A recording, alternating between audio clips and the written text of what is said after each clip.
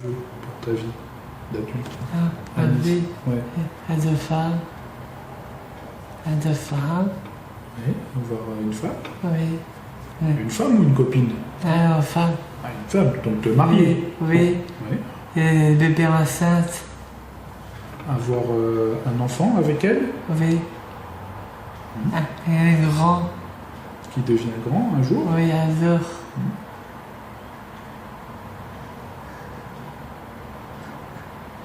Et Non. encore, quoi d'autre? C'est bien ça, déjà, c'est... Oui. Ça, effectivement, c'est quand on devient grand, c'est des questions qu'on se pose. Oui. Et alors, qu'est-ce que tu ferais avec ta chérie, alors, comme activité, le soir, en rentrant du travail? Qu'est-ce que c'est ça? Amour. Tu aimerais faire l'amour? Oui.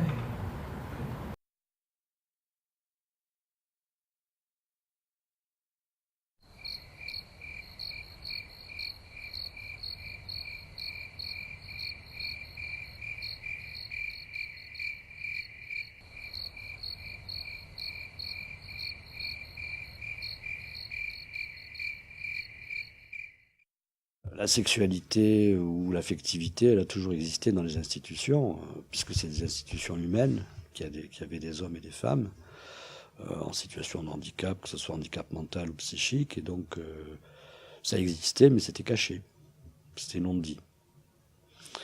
Il y a des endroits où c'était toléré, il y a des endroits où c'était carrément interdit, mais malgré tout ça, ça existait.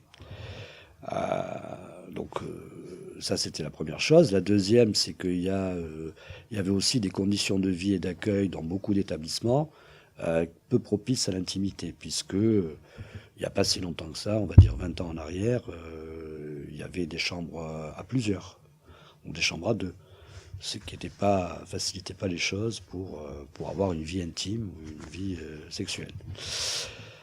Voilà, donc ça c'est...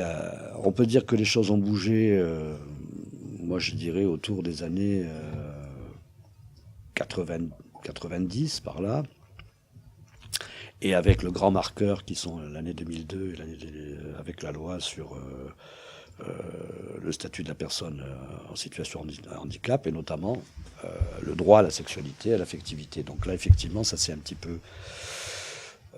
c'est venu sur le devant de la scène et ça s'est un peu imposé dans les établissements. Ensuite, ce qui existait un petit peu au niveau... L'autre porte d'entrée de la sexualité, ça a été les années SIDA, où tout d'un coup, on a parlé de la prévention, on a parlé de la protection, et finalement, on a commencé à parler de sexualité dans beaucoup d'établissements du côté de la prévention par rapport au SIDA. C'est-à-dire qu'on a commencé à faire de l'information sur les préservatifs, sur la contraception, comme ça, de façon, je dirais, un peu abrupte, sans prendre en compte ce qui pouvait exister, ce que pouvaient vivre les gens, etc. Mais ça a été cette première entrée, je dirais, importante dans le médico-social, ça a été le sida. L'autre partie importante, c'était la prévention des risques, et notamment le risque de grossesse, avec la contraception. Et même si la sexualité était dans un certain nombre d'endroits interdite, on obligeait quand même toute femme accueillie dans un établissement mixte, on l'obligeait à avoir une contraception.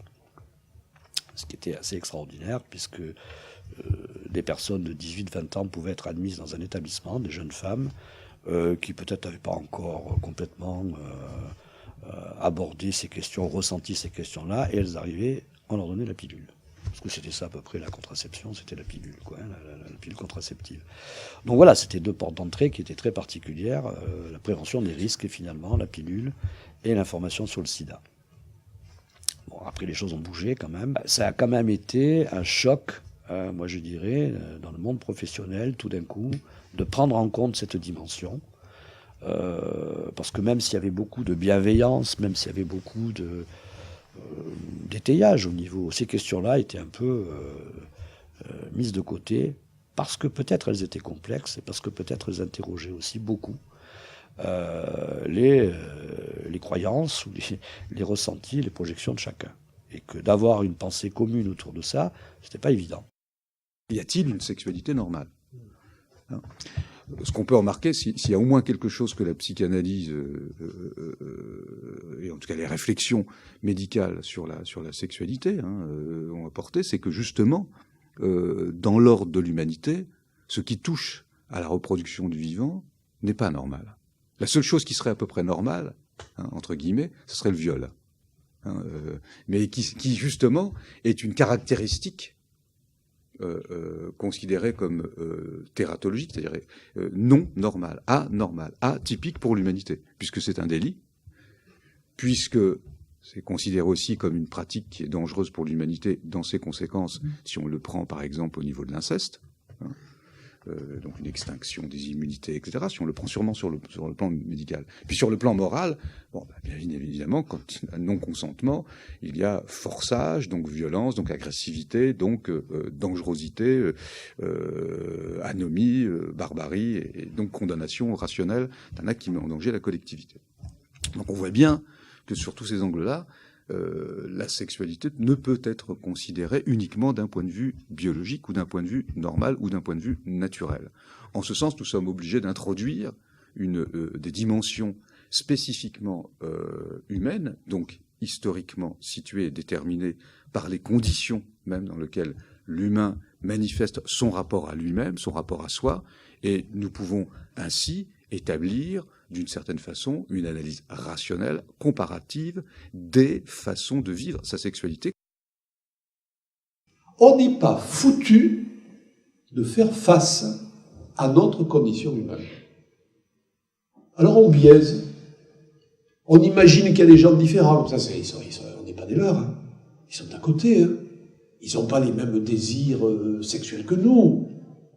Eux, ils ne sont que des nécessiteux. Ça nous rassure beaucoup, la conscience. Non, nous sommes les mêmes. Il faut se le redire souvent. Et du coup, on voit comment ça distord l'action. Comment ça fait penser les institutions autrement qu'il faudrait les penser. Moi, j'ai beaucoup aimé ce que vous disiez tout à l'heure. On a tous besoin de dedans, on a tous besoin de dehors. Mais chaque fois qu'on pense, pensons ensemble. La démarche Do Not Disturb a été mise en place dans le cadre d'un travail d'équipe. Souvent, on voit la question de la vie affective, sentimentale ou la sexualité comme propre à une ou deux personnes qui vont porter cette question au sein des institutions. Ce qui nous a paru important, c'est au contraire de partir sur un travail d'équipe, c'est-à-dire de revisiter des questions qui se posent fréquemment dans notre institution, mais comme métaphore de la plupart des institutions humaines. C'est des questions où finalement on n'a pas toutes les réponses pour aborder les sujets rencontrés, et du coup se posent régulièrement des questionnements éthiques, où on a toujours l'impression soit de ne pas être à la hauteur, soit de ne pas avoir la bonne réponse, etc. Donc dans un premier temps, nous avons renoncé à avoir la bonne réponse, mais par contre nous avons ouvert à partir de situations rencontrées un champ de travail, et puis un champ aussi de lecture et d'ouverture. Souvent c'est un sujet qui est abordé soit sur le mode médical, soit sur un mode psychologique. Là l'idée c'était au contraire de concevoir l'institution comme finalement une ouverture sur les grandes questions de la cité, les grandes questions humaines de la sexualité, de l'élan vital vers l'autre et finalement et vers soi. Donc du coup l'idée c'était d'ouvrir un champ de réflexion à partir de situations rencontrées, en y intégrant la dimension artistique, la dimension psychologique, la dimension individuelle, etc. Et de revisiter nos questions de façon à construire finalement une méthodologie d'approche qui pouvait mettre en écho la créativité des éducateurs avec celle des personnes accueillies. Et ça, c'était réfléchi bien avant de penser au forum théâtre ou autre, aux outils. C'était réfléchi sur la construction de ce stage, qu'est-ce qu'on voulait y mettre, qu'est-ce qu'on attendait. Et nous, il a fallu qu'on déconstruise aussi nos représentations et tout ce qu'on imaginait des retours, qu'on imaginait de ce que nous, on allait dire. Et ça s'est travaillé par le biais de nos réunions de préparation où voilà, on a déconstruit un peu tout ça et où on s'est dit que justement, ce qui était intéressant, c'était pas de leur apprendre quelque chose, c'était d'être dans un libre-échange dans les deux sens et qu'on puisse faire émerger des choses comme ça, quoi. Et c'est là où on sent que il y a une petite réussite de ce côté-là quand même, quoi. Et puis une véritable appropriation du coup. Exactement. que ce soit eux qui disent et pas nous. C'est eux qui nous ont transmis leur façon de penser, leur façon de faire, et c'était là la richesse en fait. Dans le travail qu'on avait mis en place du coup avec la psychologue, on voulait pas que ce soit trop délimité, on voulait pas nous imposer des choses, des idées, tout ça. On voulait vraiment apporter des outils et que ça ouvre aussi à la discussion, à des idées, que chacun puisse s'exprimer aussi par rapport à lui, ce qu'il ressentait quand il voyait certaines images, certains objets, et voir où chacun en était en fait. Ouais.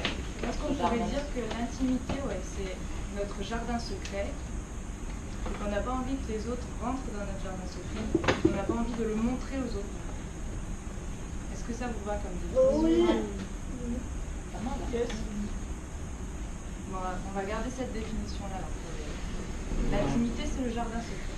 Bravo à tout le monde. Bravo.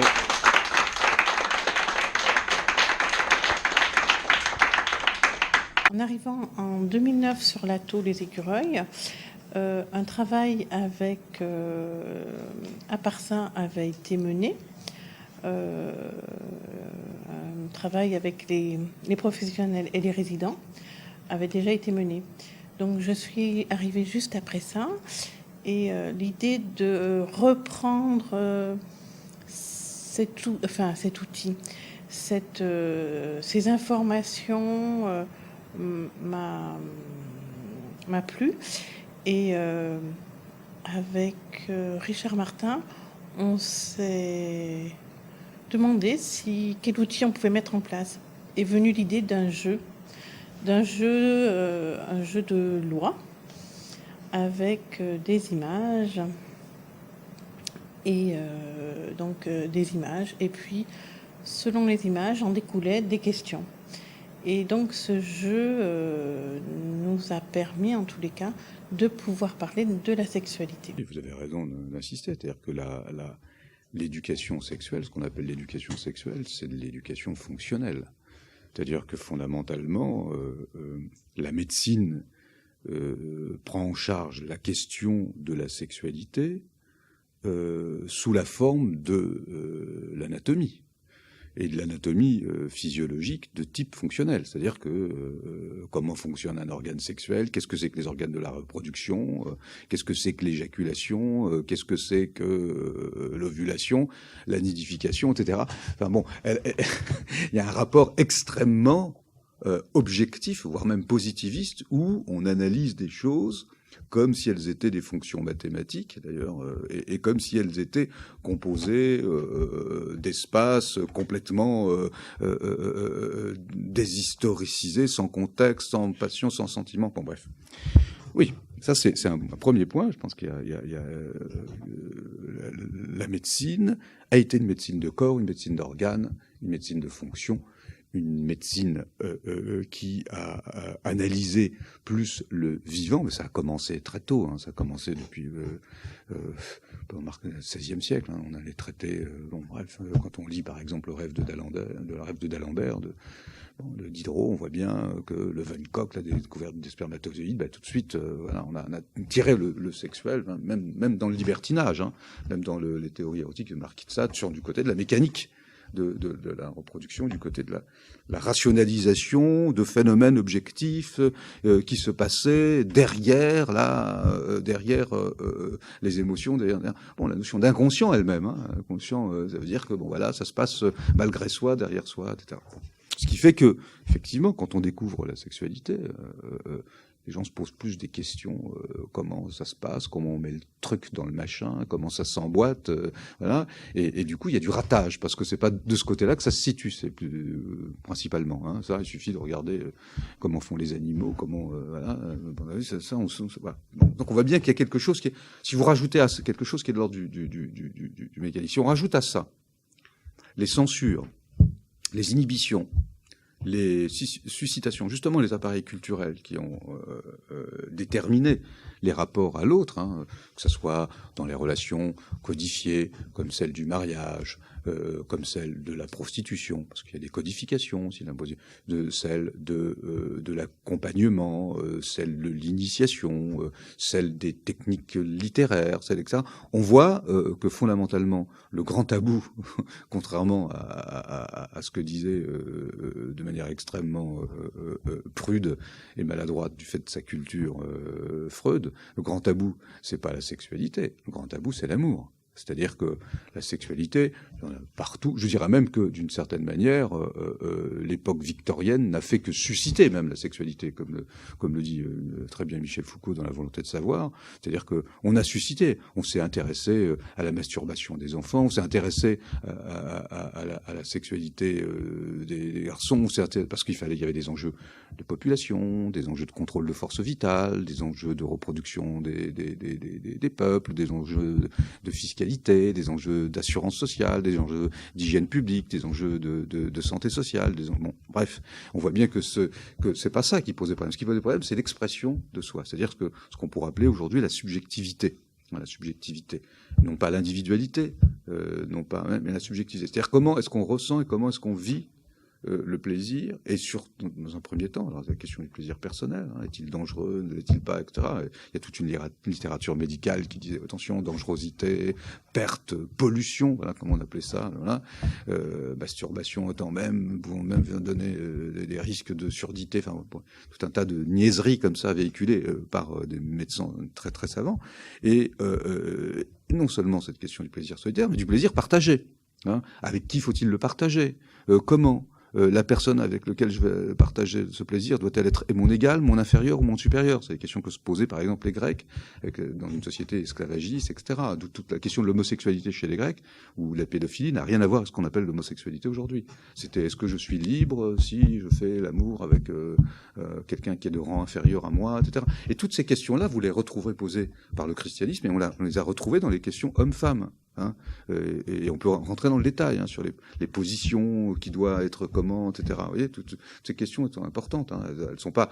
On découvre aujourd'hui, avec la pornographie mise à disposition sur Internet, des problèmes que les sociétés se sont toujours posés, enfin pas toujours posés, mais se sont déjà posés sous une forme particulière, notamment celle de la sodomie, celle du plaisir collectif, de l'orgie, etc. Alors là, si on se met dans cette période d'aujourd'hui, on sait qu'à peu près, y compris dans les établissements pour enfants porteurs de handicap, on sait qu'aujourd'hui, à 12-13 ans, tout le monde a vu une vidéo porno. Enfin, quand je dis une, c'est plusieurs. Donc, il y a d'un côté un discours très précautionneux, très sur la pointe des pieds, en mettant en avant tout ce qui est de la protection, du risque, etc. Et par ailleurs, il y a des images qui circulent sans aucun filtre, d'actes, je dirais, vus parfois de façon très vétérinaire. Enfin, très, bon. Donc moi, et dans les deux cas, on ne sait pas ce que c'est que la notion de plaisir, la notion de sensualité. Donc moi, je crois que ces questions-là, elles doivent être abordées. La notion du plaisir, ça doit être abordé. Qu'est-ce qui te fait plaisir? Comment tu as du plaisir? Bien sûr que ça ne peut pas se parler comme ça ne peut pas se parler n'importe où, mais ce n'est pas des questions taboues. Parce que, moi je fais référence à mon autre profession qui a été de psychothérapeute en cabinet, notamment pour adolescents, où ces questions-là, les adolescents, ils étaient toujours confrontés à la performance qu'ils voyaient dans les vidéos. Et donc forcément, ils étaient... donc à la fois, il n'y avait pas de préliminaire, il n'y avait pas d'affectivité exprimée, c'était extrêmement mécanique et très performant, quoi. Et donc ça leur donnait des représentations extrêmement biaisées de la rencontre avec un autre dans une vie affective et sexuelle. Donc je crois qu'il y a besoin... je sais que Richard Martin, le chef de service ici de l'ATO, le chef de service éducatif, a beaucoup parlé à une époque ici de travailler autour de l'éducation sentimentale. Et je trouve que c'est un très beau terme, c'est-à-dire de travailler ces questions-là aussi, et pas que du côté de l'information sur les risques, quoi. Et puis, qu'est-ce que c'est qu'aimer? Est-ce qu'on aime pareil un frère, un ami, une sœur, un père, une mère, un fiancé, une fiancée? Enfin, il y a différentes façons d'aimer, donc c'est une question importante. Ces nuances-là, c'est important à aborder. Ça demande du temps. Et ensuite, pour parler de l'intimité, disons, individuelle, on a pris comme support un sac dans lequel on a mis plein d'objets. Donc des objets du quotidien, des objets reliés quand même à la vie affective et à la sexualité. Donc une plaquette de pilules, un préservatif, des photos personnelles, un portefeuille, enfin tout un tas d'objets. Et grâce à ces objets, on a essayé d'écouter un peu ce qu'ils avaient à dire sur ces objets et faire une définition commune de l'intimité. Alors, sur cette intimité, oui, regardez notre époque. Notre époque met en scène les individus sous la forme d'un narcissisme spectacularisé. Hein, parce que je le vaux bien, do it yourself, tu le peux, sois toi, faites des selfies, etc. Parce qu'il y a une misère de cette subjectivité, qu'il y a une excroissance exponentielle des figures du moi, parce qu'il y a une misère du soi. Parce que se dire soi-même dans son intimité, comme vous le dites, ça implique un certain nombre de choses. D'abord, une technologie de soi. Pas évident de se dire. Avec quels mots se dire et comment, et avec quel protocole, et quel discours, quelle figure, quelle matière, où, et à qui, etc. Tout ça, c'est une culture de soi. Hein, une culture qu'on acquiert. Enfin, c'est pas donné, c'est pas immanent. Nous sommes inégaux face à l'expression de notre intimité. Hein, premier point. Puis deuxième point, c'est que qu'est-ce qu'autorise la société? Qu'est-ce qu'autorise la société? C'est-à-dire qu'on va vous dire, vous exprimez-vous, hein, et puis au moment où vous exprimez, on va dire, non, là, tu vas un peu trop loin. Hein. Qu'est-ce que c'est que l'intime, dans le fond? Qu'est-ce que c'est que l'intime? C'est quoi l'intime? L'intime, est-ce que c'est un rapport purement imaginaire et psychotique, hallucinatoire qu'on a à soi, hein? Donc, souvent, quand vous discutez aujourd'hui avec les gens, ils vous disent je sais ce que je t'aime, mais j'arrive pas à le dire. Ou bien c'est au plus profond de moi-même. Oui, mais ce qui est tellement au plus profond de soi-même se l'est. Si on n'arrive même pas à se l'auto-expliciter, qu'est-ce que c'est?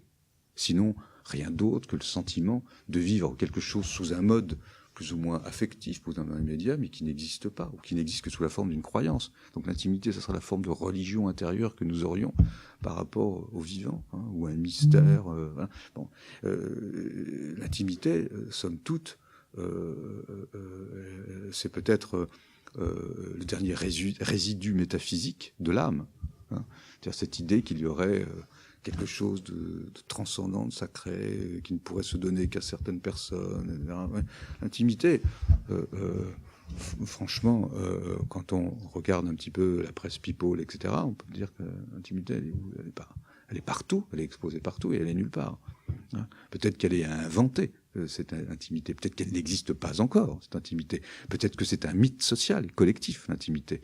Mythe qui est réitéré, porté, suscité, informé par les séries télévisuelles, par les publicités. Hein. Regardez aujourd'hui... Quand on vous vend un parfum ou une voiture, on vous raconte une histoire, c'est du storytelling. L'intimité, c'est peut-être le storytelling de la dernière des métaphysiques d'un monde qui est fait de marchandises et de fétiches. L'intimité, ça supposerait d'une certaine manière qu'on puisse être en proximité avec son plaisir, qu'on soit capable de le dire, que ça soit porté collectivement, que ça puisse d'une certaine manière avoir des effets dans le social, des effets sur soi, transformer son rapport à soi. Sinon, ça devient tout simplement une sorte de pensée implicite, une conscience plus ou moins vague, éphémère, fantomatique, spectrale, et peut-être même tout simplement un hologramme, et qui exprime assez bien notre rapport au présent, c'est-à-dire que ne serait intime que ce qui serait proprement mis sur la place publique. Hein. Et c'est pour ça que dans les grands magazines de mode, Gala, Vogue, voilà, on suppose que les princes, les princesses ont plus d'intimité que vous et moi, parce qu'on les voit plus. Vous voyez ? Donc c'est intéressant, cette espèce de dialectique entre l'anonymat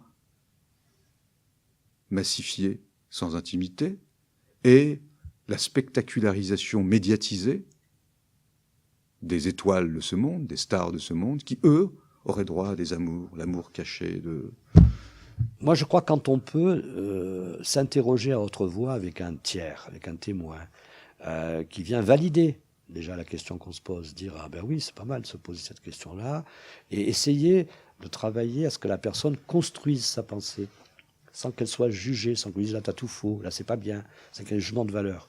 On peut, à un moment ou à un autre, dire là tu es hors la loi, par exemple. Là, ce que tu proposes, c'est pas acceptable parce que c'est hors la loi. Et là, il y a des règles, mais il faut que les gens puissent construire un peu leur pensée, se fabriquer une pensée autour de ça. La seule question, c'est que ça prend du temps. Et on n'a qu'à faire référence à nos propres histoires. Je crois quand on a 16-17 ans, qu'on est traversé par toutes ces questions, on n'est pas toujours à l'aise avec ça, hein, ça prend du temps. Hein. On parle aujourd'hui d'adolescents, de gens qui, jusqu'à 35-40 ans, sont encore dans des questions non résolues. Et puis, est-ce qu'on a résolu un jour ces questions? En plus, je ne sais pas. Hein. Je crois qu'elles restent toujours... elles évoluent avec le temps, avec l'expérience, mais elles sont toujours très actuelles. On découvre aujourd'hui, enfin en tout cas certains découvrent aujourd'hui qu'il y a une sexualité dans les maisons de retraite.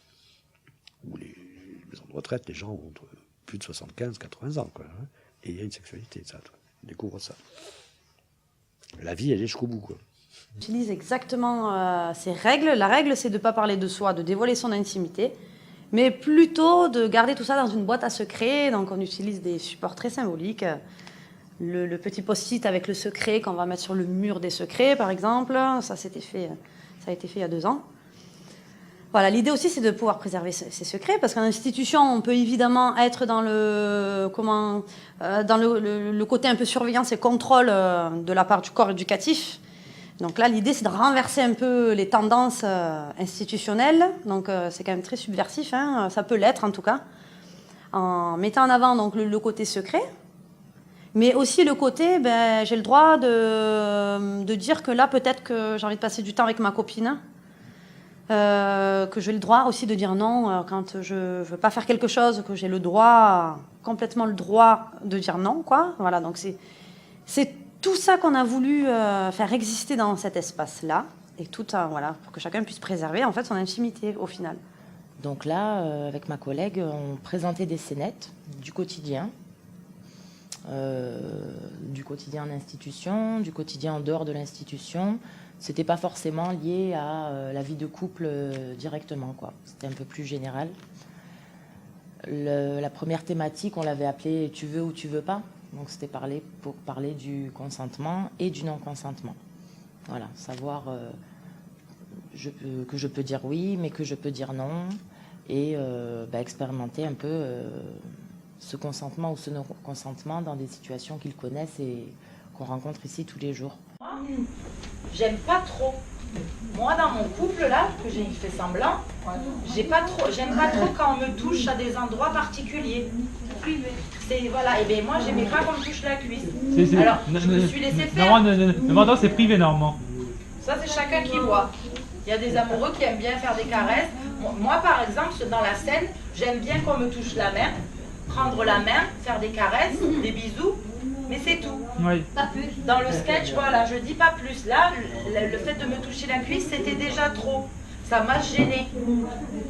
Et donc, est-ce que je suis arrivée à lui dire à mon amoureux? Bah oui, qu'est-ce que j'ai fait? Non, t'es pas arrivé. Non, je suis pas arrivée et je faisais quoi? Nourrir. Je faisais la tête. Ouais, tu fais la tête, ouais. Exactement. Et quand elle est partie, mon amoureuse, qu'est-ce que j'ai dit? J'aime pas ça. Ouais. J'aime pas ça. J'ai essayé, mais j'aime pas ça. Le but, c'était qu'ils comprennent la problématique qu'on pose, qui étaient des choses qu'on vit, eux et nous, tous les jours, et qu'après, ils s'approprient cette scène et qu'ils arrivent eux-mêmes à nous donner une solution, une continuité de la scène, et voilà, que ce ne soit pas nous qui amenions l'idée, que vraiment ça vienne d'eux, et qu'il n'y ait pas de jugement aucun, ou encore une fois, qu'il n'y ait pas une solution trouvée ou à trouver. On ne leur donne pas de réponse, nous. C'était que la réponse vienne d'eux. C'est-à-dire que la sexualité, en fait, se décline en les sexualités, et les sexualités se déclinent en processus de sexuation, genrée ou non, c'est-à-dire socialement accepté ou non, et de reproduction indépendamment de la subjectivité humaine. puisque le processus de reproduction est peut-être considéré comme un processus biologique, hein, au sens, les Grecs avaient deux mots pour parler de biologique, il y avait le mot bios, hein, bios, et puis le mot zoé. Hein.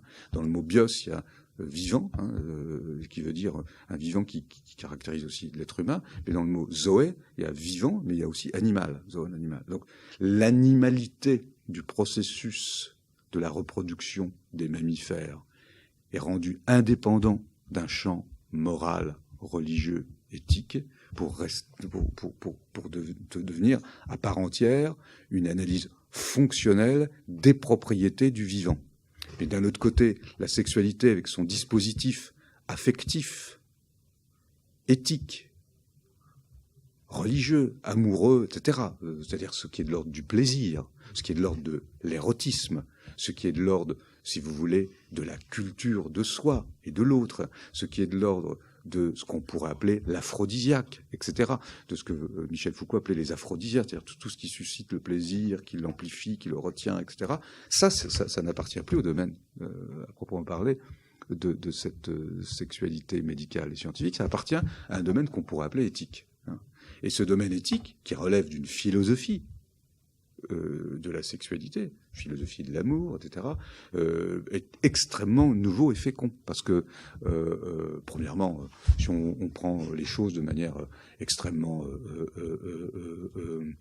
historique, et voire même épistémologique, l'histoire du corps humain, l'histoire de la liberté, de la libération du corps humain, elle est récente. Hein. C'est quand même, c'est 68, hein, c'est, disons, le XXe siècle, c'est toutes les théories de Reich, de Marcus, c'est la question du féminisme, celle du droit à la sexualité libre, et sur les personnes en situation de handicap, cela se manifeste de manière extrêmement vive, parce que se pose la question de l'autonomie de leurs désirs. C'est-à-dire, ces personnes sont-elles vraiment responsables pour avoir droit à une sexualité ?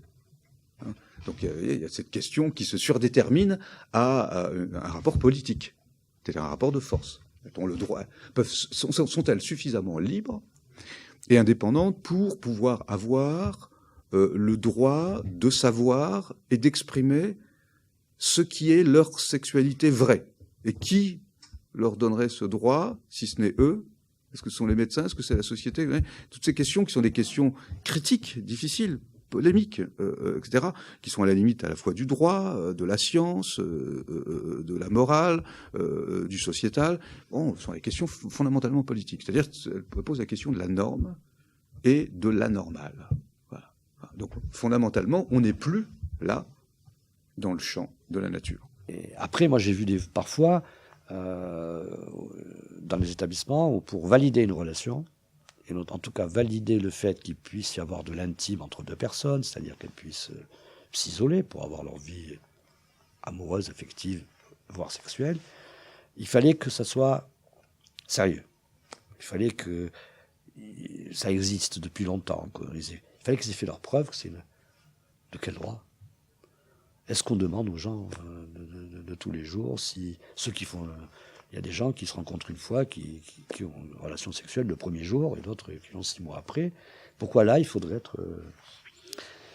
faire ses preuves, montrer que c'est sérieux, que ça... Et donc du coup, on mérite d'avoir...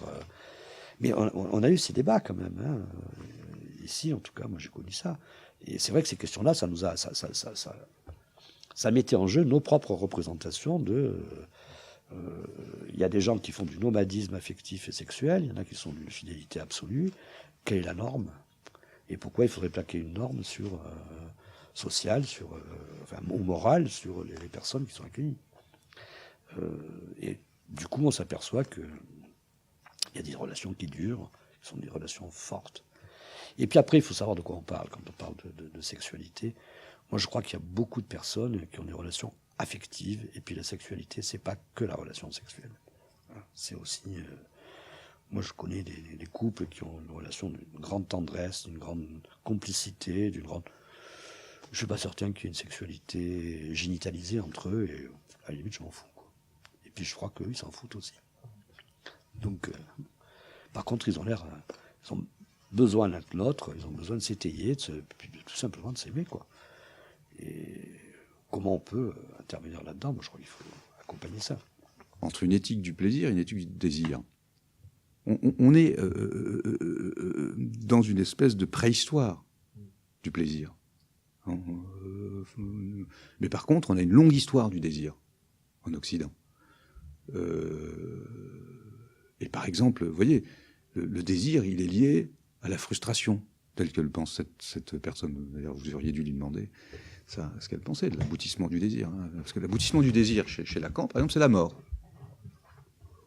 Cette idée-là, comme ça, qu'il ne faut pas réaliser tous ses désirs parce que derrière le désir, il y a le diable, dans le fond.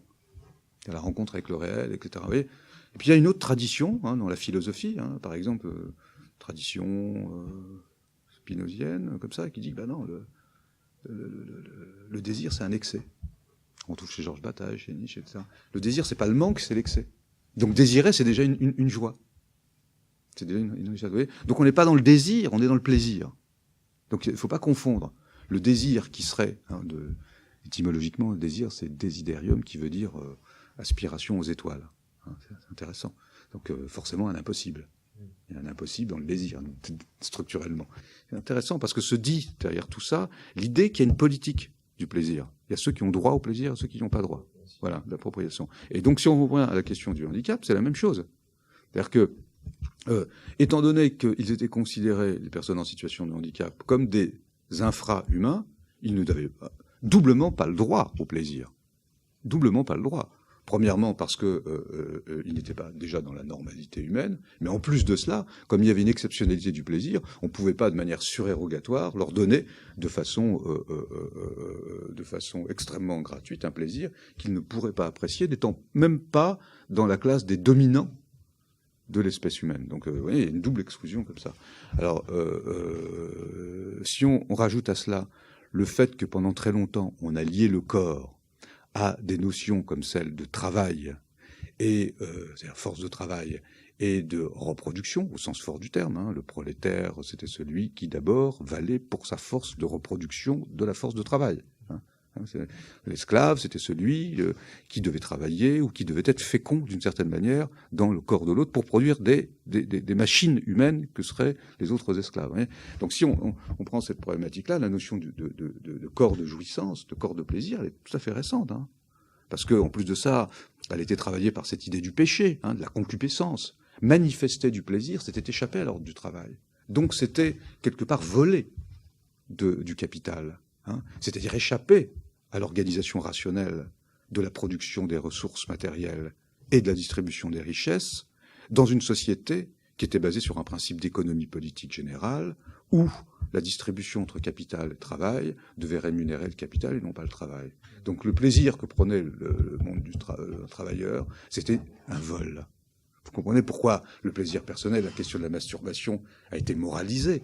Parce qu'en fait, le plaisir que vous prenez à regarder des vidéos porno ou à vous masturber ou à prendre du plaisir sexuel alors que vous devriez travailler ou consommer, c'est quelque part un acte révolutionnaire. Et c'est pour ça qu'il y a eu, un moment dans les années 70, cette idée que faire l'amour, c'était aussi l'objet de la révolution politique. C'est-à-dire que c'était retrouver justement un ordre social, plus exactement, retrouver sous l'ordre social ou à côté de l'ordre social ou contre l'ordre social une autre façon de penser son rapport au corps, une autre façon de penser son rapport au travail, une autre façon de penser son travail, son rapport à l'altérité, son rapport à soi, etc. C'était se redécouvrir. Et c'est pour ça qu'on peut distinguer, si vous voulez, deux types de rapports au corps.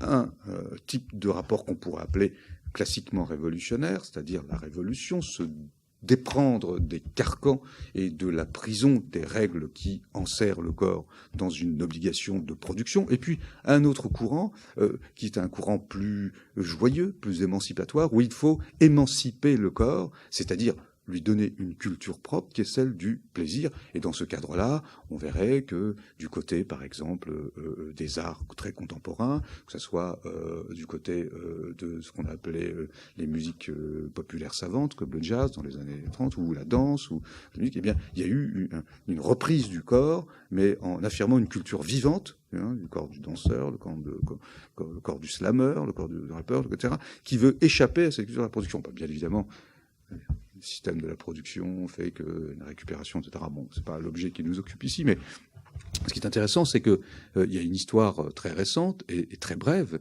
avec très peu de références sur ce corps de plaisir. C'est plutôt du vivre ensemble et de la vie affective. On n'a pas voulu coller le terme sexualité.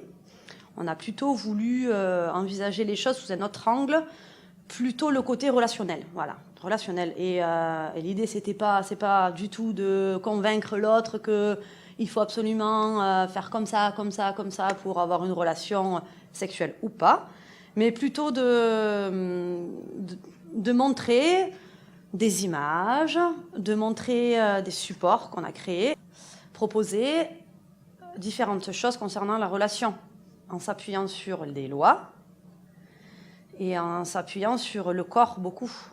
Et on a utilisé plein de supports comme des peintures, et puis aussi le théâtre forum.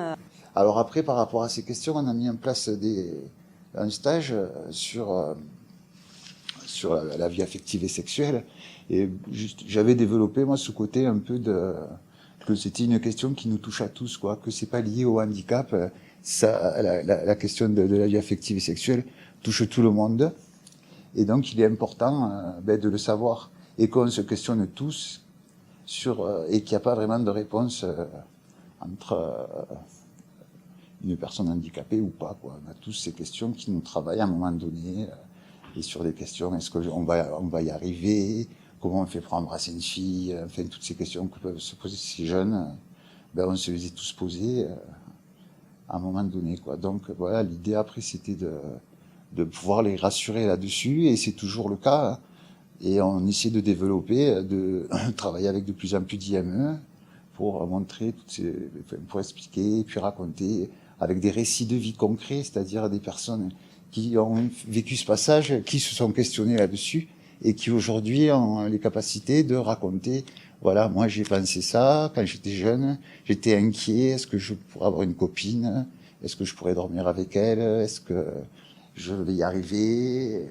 Et aujourd'hui, ils arrivent avec des récits de vie à dire, voilà, ça se passe comme ça, j'y arrive, mais je me suis questionné aussi, comme vous le faites, quoi. Et si on parle de vie affective aussi, quand les jeunes, ils se questionnent beaucoup là-dessus. Est-ce que vous dormez ensemble? Voilà. Est-ce qu'on peut faire notre vie amoureuse tranquille? Moi, je dis oui. Et pour la Saint-Valentin, on va le fêter dans sa chambre, moi elle. Voilà. Mais voilà. Ça, après, on rentre dans le privé, là. Fermé, et voilà. Que chez moi, non, je peux pas. Eh oui. Ça, c'est bien de dire ça parce que ça rassure, je trouve, c'est rassurant. C'est bien que tu dises ça parce que c'est rassurant pour des personnes qui ne connaissent pas et qui voient que ici, quand même, il y a une vraie vie affective, sexuelle, tout ce qu'on peut penser, qui des fois, de l'extérieur, si tu n'en parlais pas, de l'extérieur, on ne le saurait pas. Non, moi c'est ma vie à moi. C'est ma vie à moi. Je ne vais pas dire pour les parents, pour dire à maman, tout ça, non. C'est ma vie à moi. Et oui. Voilà. C'est ma vie prévue à moi. Donc voilà. Moi je suis avec Mathieu pour dire. Voilà. Bon, Mathieu, moi ça fait longtemps que je connais Mathieu. Donc voilà, moi j'ai une copine, j'ai ma vie. Dans la chambre, c'est comme toi, c'est comme vous, que les parents c'est pareil.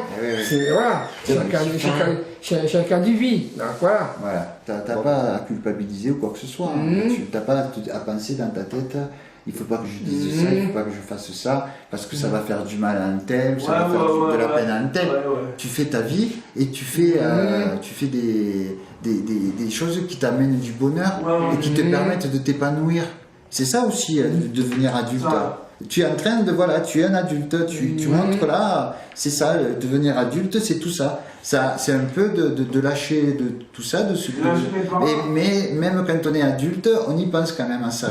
À se dire, je vais pas faire de la peine à un tel, je vais pas faire de la peine à un tel. Tu vois? Donc tu as tu as ton comportement, il n'y a rien de normal. Perdre tout son environnement, parce que la question, elle est là aussi, c'est que du jour au lendemain, quittent tout leur milieu pour se retrouver dans le monde adulte où ils laissent tous leurs copains, parfois une copine qu'ils ont. qui ne voient plus. Donc on essaie de garder un lien avec les personnes, par exemple, qui seraient orientées et qui ont une copine, voire des copains, et toutes ces rencontres amènent de pouvoir continuer à ce qu'ils puissent se voir. Le plaisir, c'est justement, c'est pas la jouissance. Le désir cherche la jouissance et donc cherche sa fin. Mais le plaisir, c'est autre chose. C'est-à-dire que le désir aboutit, enfin, je veux dire, la moindre des déclarations est déjà l'aboutissement.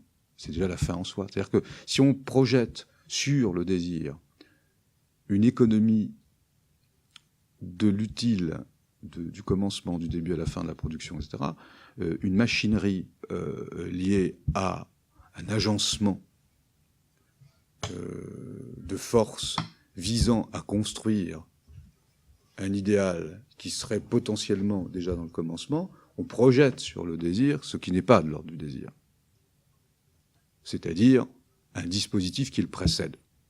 Et c'est pour ça qu'il faut comprendre aujourd'hui que la psychanalyse a été une institution bourgeoise visant à cadrer le sujet et à l'enfermer dans une petite sexualité oedipienne, familiale, père, maman, etc., avec l'agencement, avec une bonne, une mauvaise sexualité. Non, pour ça qu'il y a eu, dans les années 60-70, l'anti-Oedipe, Ronald Lang, Deleuze, Guattari, etc., qui ont dit non, c'est pas, le désir, c'est une force, c'est une puissance. Voilà. Donc il y a déjà aboutissement. Alors après, la question, c'était, ah oui, mais s'il n'y a pas d'enfant, donc il n'y a pas vraiment d'aboutissement du désir. Comme si, c'est un vieux problème, on trouve ça chez Schopenhauer. Schopenhauer disait, dans son maître ouvrage, Le monde comme volonté, comme représentation, puis dans un autre ouvrage qui s'appelle Métaphysique de l'amour, il disait, voilà, l'amour, c'est une ruse de la nature pour que les corps de l'homme et de la femme se mettent en rapport et qu'il y a copulation et reproduction du vivant. Mais après, tristesse, post-coitum, animal triste. Voilà, c'est tout. C'était une ruse, comme les fleurs ou les baleines. Mais c'est encore une vision médicale, biologique, de la copulation, où les individus seraient simplement des artefacts, des ruses, des moyens, des artifices, des accidents de ce qui se passe de manière plus essentielle, à savoir la vie, le vivant, etc. La vie, le vivant, quand on demande, elle passe quand même par les êtres vivants. Pas abstrait. Vous voyez, c'est cette idée-là, cette idée que l'enfant, la famille est plus important. Bon. C'est une idéologie dogmatique, métaphysique, au mauvais sens du terme, qui consiste à ne pas s'intéresser à ce qui se passe au présent et donc à écraser ce qui arrive, l'événement, sous une interprétation, sous la pensée d'un arrière-monde, sous une idéologie, sous une histoire, une narration, une fiction, un mythe, une illusion, enfin voilà, bref. Non, l'aboutissement du désir, bon, c'est tenté qu'il puisse y en avoir un, et c'est tenté qu'il puisse, etc. C'est le désir lui-même. Le désir n'a d'autre interprétation que d'abord la mise en scène qu'il fait de lui-même. Et en ce sens, vous comprenez bien la violence qu'il y a à imposer un mode de comportement, que ce soit l'art courtois, etc. Et là-dessus, les sociologues nous ont aidés. Enfin, Norbert Elias, quand il analyse les mœurs, il montre bien comment toute avancée culturelle produit une restriction des instincts, et comment les manières de cours qui ont civilisé l'homme, ses rapports à la femme, etc., sont des façons de dresser son corps. Donc, du côté du désir, on est du côté du dressage. Donc, il y a forcément inaboutissement, qu'on soit en situation de handicap ou pas. Par contre, si on est du côté du plaisir, le problème se pose différemment, puisqu'on n'est plus dans le normatif, ou on n'est plus dans le sage, on est dans comment dire, l'espèce d'autoréalisation de soi. Et ça, il n'y a personne d'autre que ceux qui sont concernés par ce jeu, de l'échange, du plaisir, du moment, de la circonstance, du lieu, pour en juger, et ce n'est pas un ordre extérieur, transcendant, la famille, la parentalité, etc., qui vont... Etc. Après, il y a un autre... C'est celui de la responsabilité. Prendre en compte les désirs et les rêves du sujet, en l'occurrence une femme ou un homme, par rapport aux questions de la sexualité, du couple et de la maternité. On ne peut pas interdire ça, on ne peut pas interdire les gens de rêver. On ne peut pas leur interdire de rêver, on ne peut pas leur interdire de penser que c'est possible. De quel droit on pourrait faire ça? Après, il y a la réalité, c'est-à-dire qu'il y a la réalité des déficiences, du handicap, de la capacité à assumer. Mais en tout cas, on ne peut pas barrer les choses d'emblée. Et il me semble qu'il faut au moins aborder ces questions et travailler sur les représentations que les personnes ont, qu'elles peuvent donner, avoir, ou qu'elles peuvent exprimer. Ça demande du temps. Ça demande du temps et du travail de mise en confiance et de respect surtout. Quels sont leurs rêves, quelles sont leurs projections, en essayant de mettre les nôtres de projection un peu en retrait. Moi, je ne crois pas trop à la neutralité, je crois qu'on est toujours très engagé dans ces affaires. Et en tout cas, ça ne doit pas être une question qui doit être réservée aux seuls médecins. C'est-à-dire cette décision-là, ni aux seuls parents, ni aux seuls éducateurs. C'est une question qui est une question complexe, qui doit être discutée de façon pluridisciplinaire et qui doit, autant que faire se peut, recueillir l'assentiment éclairé de la personne. Après, on sait bien qu'on peut être très suggestif, très persuasif. Mais ça ne concerne pas que les adultes en situation de handicap, ça concerne tout le monde. On est tous les jours matraqués de messages publicitaires qui nous suggèrent fortement de consommer telle ou telle chose ou de ne pas les consommer. Donc voilà. Donc le consentement, c'est quelque chose qu'on doit travailler. Moi, je crois qu'il y a parfois dans ce consentement, il peut y avoir à un moment donné du renoncement. Et quand on dit renoncement, on parle de deuil d'une maternité possible. Et c'est pas quelque chose de simple, c'est pas quelque chose de facile pour personne, et pas plus pour une personne en situation de handicap que pour une personne qui n'est pas. Mais en tout cas, c'est pas une décision qui se prend en 5 minutes. Sur ce qu'on appelle un contrat de séjour, où on va mettre un certain nombre de conditions d'accueil. Et dans les conditions d'accueil, il y a cet alinéa qui impose la contraception. Pour moi, c'est pas du tout respectueux. D'abord, c'est pas légal, déjà. Voilà. Et ensuite, c'est pas respectueux des personnes, quoi. Après, c'est pas simple. Alors, sur la parentalité, ce qui peut paraître étonnant, c'est qu'elle fait tellement peur qu'on a vraiment du mal à l'envisager. Alors que parler du potentiel ou du fait qu'on a un corps fertile, quitte à renoncer à avoir un enfant ou à choisir d'en avoir un, en soi, ce n'est pas un problème. Mais il semble que ce soit le nœud qui a été présenté dans des ouvrages célèbres comme L'Ange et la Bête, où cette question de la parentalité, on dirait qu'on ne peut pas l'aborder. D'ailleurs, il n'est pas rare que les personnes elles-mêmes, dès qu'il est question de parler d'enfants, disent immédiatement « c'est interdit ». Alors que lorsqu'on ouvre la question, ou que ces personnes rencontrent des enfants, ou rencontrent même le fait que ça aurait été possible, en tous les cas physiquement c'était possible, et que ça se pose, souvent on voit qu'il y a une espèce de prise de conscience qui est assez intéressante et qui va bouger les choses dans leur esprit et en même temps dans le nôtre. Parce que nous quand même on se projette, nous éducateurs, dans quelque chose, donc on influence un petit peu ce qui pourrait advenir, et en fait on se rend compte que c'est extraordinaire parce qu'il y a la spontanéité qui arrive, et des sujets qu'on n'a pas pensé à aborder, comme l'homosexualité ou autre, au tout début, ça a complètement émergé, quoi. Et toujours en s'appuyant sur des lois. Il y a toujours la loi qui est derrière, quand même, des vraies lois. Parce que, souvent, nous, on a un langage éducatif, des fois, on peut dire, t'as pas le droit de faire ça, quoi. Mais à qui on s'adresse quand on dit ça? À qui on s'adresse? En fait, on s'adresse à un adulte, donc. Et le droit, on parle bien de la loi. Mais est-ce qu'il y a vraiment une loi derrière? Est-ce qu'on est, nous, en train de signifier à l'autre? Tout ça, ils ont été surprenants parce que ça nous a fait vachement réfléchir, non? Si en plus de ça, on rajoute le fait que l'empilement des lois produit des contradictions, je vous donne un petit exemple. La prostitution est interdite en France. Donc la question, par exemple, s'est posée à un moment donné de l'assistance sexuelle aux personnes en situation de handicap, et qui existe déjà dans des pays du Nord, de l'Europe, la Suède ou le Danemark par exemple. Et la question se posait avec des associations de familles, de personnes en situation de handicap, de la validation de ce type de dispositif pour aider les personnes en situation de handicap à avoir une sexualité dite, entre guillemets, normale, si l'on considère, vous voyez, toutes les suppositions, que la sexualité est normale et que la sexualité est un besoin et donc qu'il y a un droit à ce besoin, vous voyez, tout ça, il faut l'analyser aussi, eh bien, se trouve contredite par l'interdiction de la prostitution. Vous voyez, il y a aussi des cas de jurisprudence et des cas de contradiction interne au système juridique qui montrent bien que la sexualité est portée par autre chose que le naturel ou que la nature, mais aussi quelquefois par des superstructures juridiques.